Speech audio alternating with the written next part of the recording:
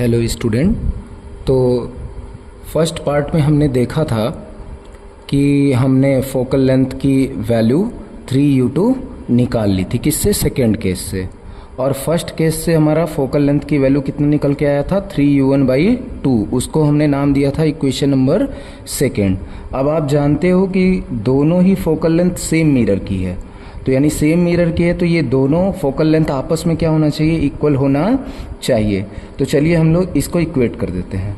तो bye equating equation 2 and 3, तो 2 and 3 को इक्वेट करेंगे तो यहाँ से निकल के आएगा 3u1/2 इक्वल टू 3u2 निकल के आएगा। ठीक है, लेकिन हम क्या जानते हैं? But we know u2 equal to कितना था, याद है आपको? u1 + 8।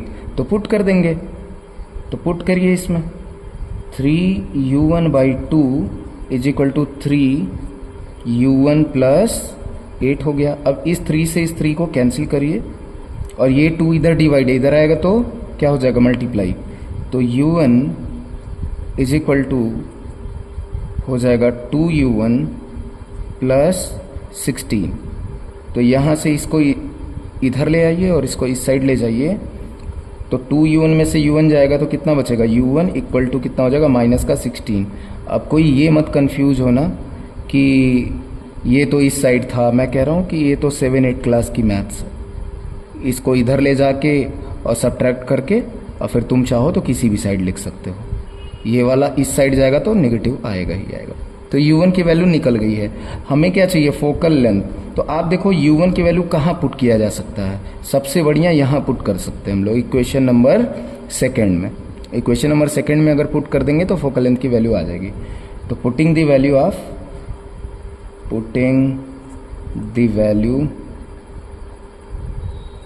Of u1 in second equation, तो पुट करिए। तो f इज इक्वल टू निकल के आएगा 3 × -16/2।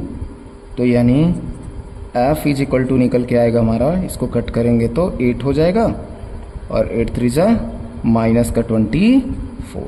तो ये -24 अगर सेंटीमीटर है तो सेंटीमीटर में ये अपना आंसर निकल के आ गया। और ये बहुत ही कॉन्सेप्चुअल क्वेश्चन था। ठीक है, तो इसी में चलिए एक क्वेश्चन और देखते हैं हम लोग कि और क्या है एक क्वेश्चन हमारे पास। चलिए, तो ये क्वेश्चन है, पहले क्वेश्चन पढ़ लेते हैं क्या लिखा हुआ है। An object is placed at a distance u in front of a concave mirror of focal length f, so algebraically that the distance of the image from the focus xv and the distance of the object from the focus xu satisfy Newton's formula xu dot मतलब xu multiply xv equal to f का square. ये है हमारे पास question. तो आइए सबसे पहले इसका इमेज बनाते हैं, इमेज डायग्राम देखते कि ये क्या कहता है। आप इमेज डायग्राम जब भी बनाओगे तो आपको क्वेश्चन थोड़ा ईजिली समझ में आने लगेगा क्या करना होगा। तो सबसे पहले तो कॉनकेव मिरर की बात कर रहे हैं ये, तो हम लोग कॉनकेव मिरर तो बना ही लेते हैं। चलिए, एक रफ डायग्राम हमने कॉनकेव मिरर का बना लिया। ये हमारा एक रफ डायग्राम हो गया कॉनकेव मिरर का। ओके, ये हमारी हो गई प्रिंसिपल एक्सिस। अब इस पे कहीं कहीं मार्क कर लीजिए। तो चलिए, हमने मार्क कर लिया यहाँ पे कि ये हमारा फोकल लेंथ है, ये हमारा सेंटर ऑफ कर्वेचर है। अब क्वेश्चन कह रहा है an object is placed at a distance u। तो u एक जनरल डिस्टेंस है, तो कहीं भी आप अपने इस डायग्राम में इमेज को प्लेस कर दीजिए जहां आपको सुटेबल लगे, क्योंकि u की वैल्यू तो पता है नहीं, या ये भी नहीं बोले हैं कि फोकस के पहले रखना है कि फोकस के बाद रखना है या फिर c और f के बीच में रखना है, ये तो नहीं बोला। तो आप अपने हिसाब से कहीं रख के क्वेश्चन स्टार्ट करना चाहिए। तो चलो, मैं कह रहा हूं ना कि c के पीछे रख देता हूं। मैंने यहां रख दिया c के पीछे। तो आपको बिहाइंड द c वाला केस याद होगा कि जब c के पीछे रखते हैं तो इमेज कहाँ बनता है? c और f के बीच में इस तरीके से इमेज बनता है। ठीक है, अब वो क्या कह रहा है? तो ये हमारा डिस्टेंस क्या हो जाएगा? u हो जाएगा। Placed at a distance u। In front of a concave mirror of a focal length F, focal length दे रखा है F. So algebraically that the distance of the image from the focus xv, ये show करना है कि अगर focus से distance कितना हो, xv हो, कितना हो xv। तो चलो भाई मान लेते हैं कि फोकस तो यहाँ है और फोकस से इमेज का डिस्टेंस वो कह रहे हैं। तो चलिए अब थोड़ा रेड पेन, रेड का यूज करते हैं। फोकस से इमेज का, तो इमेज तो यही नीचे बना है ना, यही नहीं इमेज है अपना, इमेज है और ये क्या है, ऑब्जेक्ट है। तो ये डिस्टेंस कितना वो कह रहा है लेने के लिए कि आप इसको xv लीजिए। तो चलिए हमने xv ले लिया, किसका, फोकल लेंथ से इसका डिस्टेंस। फिर उसने कहा and the distance of the object from the focus is xu, तो फोकस से ऑब्जेक्ट का डिस्टेंस कितना है, xu। तो चलिए भाई इसको हमने xu ले लिया है। लेकिन क्या बताइए, जो मिरर फॉर्मूला हमारे पास है, जो हम जानते हैं, क्या उसमें कहीं भी फोकस से डिस्टेंस इमेज का और फोकस से डिस्टेंस ऑब्जेक्ट का ऐसा कोई यूज होता है उसमें? नहीं, उसमें ऐसा कुछ भी यूज नहीं होता है। उसमें तो यूज होता है किससे, पोल से डिस्टेंस। तो आइए हम लोग मान लेते हैं कि भाई पोल से डिस्टेंस इसका क्या है, u दे ही रखा था। तो हमको ये बताइए कि u बराबर क्या होगा एक्चुअली में। u यहां से लेके यहां तक होगा, तो देखिए ये पूरा का पूरा u होगा, लेकिन u बराबर मैं कह रहा हूं u यहां से आप चलिए, यहां से लेके यहां तक कितना है, xu, ये गिवन है। और यहां से यहां तक वाला डिस्टेंस क्या होता है, फोकस होता है। अरे ये वाला डिस्टेंस क्या होता है, यही ना फोकस होता है। पोल से लेके एफ तक के डिस्टेंस क्या कहते हैं, फोकस।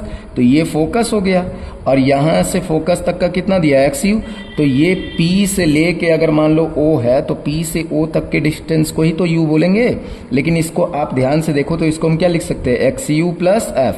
तो इसको लिख देते हैं xu प्लस एफ लिख देते हैं।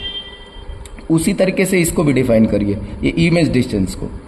इमेज डिस्टेंस को क्या लिख सकते हैं, v इज इक्वल टू, तो v इज इक्वल टू लिख सकते हैं ये वाला xv प्लस एफ।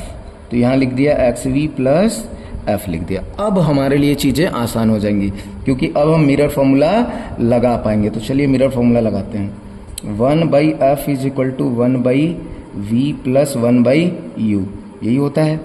तो आइए इसमें पुट करेंगे, 1/f is equal to 1/v कितना है, तो 1/xv प्लस एफ है, v की वैल्यू तो यही थी ना, और प्लस 1/u।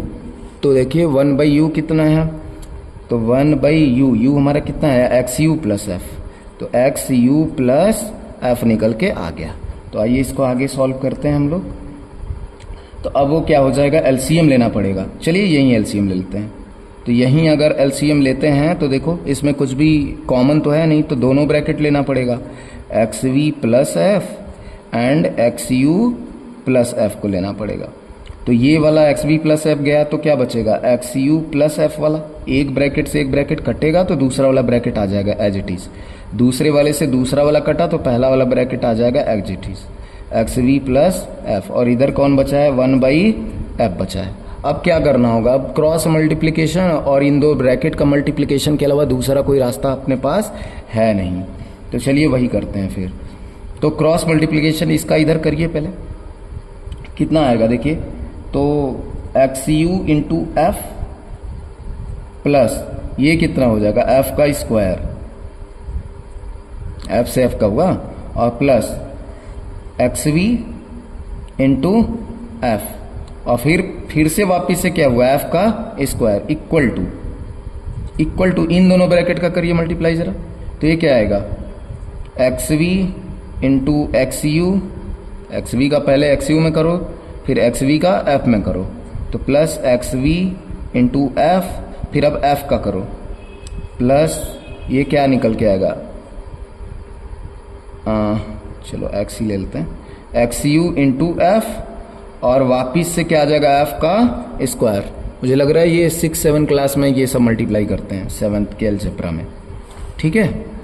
तो चलिए अब इसको क्या कर लेते हैं, थोड़ा देख लेते हैं कि कौन कौन कैंसिल हो रहा है। तो यहाँ ध्यान से देखिए, xu इंटू एफ इधर है, हाँ ये रहा, xu इंटू एफ कैंसिल हो गया, xv इंटू एफ, तो xv इंटू एफ से ये कैंसिल हो गया। तो अब देखिए यहाँ क्या बचा, एफ स्क्वायर कितना हो गया, 2f का स्क्वायर हो गया, और इधर कितना बचा है, xv इंटू xu और प्लस एफ का स्क्वायर, तो ये एफ स्क्वायर इधर ले आइए, तो 2f स्क्वायर में से f स्क्वायर इधर ले आओगे तो सब्ट्रैक्ट हो जाएगा ना, ये इधर प्लस है, इधर आएगा तो माइनस हो जाएगा, तो 2 में से 1 गया तो 1 बचा, यानी f स्क्वायर बचा, और इधर क्या बचा xv इंटू एक्स यू। और आपको ध्यान होगा कि क्वेश्चन में यही प्रूव करने के लिए बोला था, तो क्या हो गया, हैंस प्रूफ। तो आई होप कि आपको अच्छा लगा होगा कि मिरर के कॉन्सेप्ट में थोड़ी सी अलजेब्रा भी यहाँ पे आ सकती है। ठीक है, तो क्वेश्चन से डरना नहीं चाहिए, आपको बस बेसिक कॉन्सेप्ट पता होगा, उसी पे आप आगे बढ़ेंगे तो आपको क्वेश्चन ज़रूर समझ में आ जाएगा। आई होप कि आपको ये वीडियो पसंद आया होगा, और फर्स्ट पार्ट को देखने के बाद ही आप लोग सेकंड पार्ट देखिएगा, तभी क्वेश्चन के थॉट्स अच्छे से आपको मैच करेंगे। और for more videos please like share and subscribe.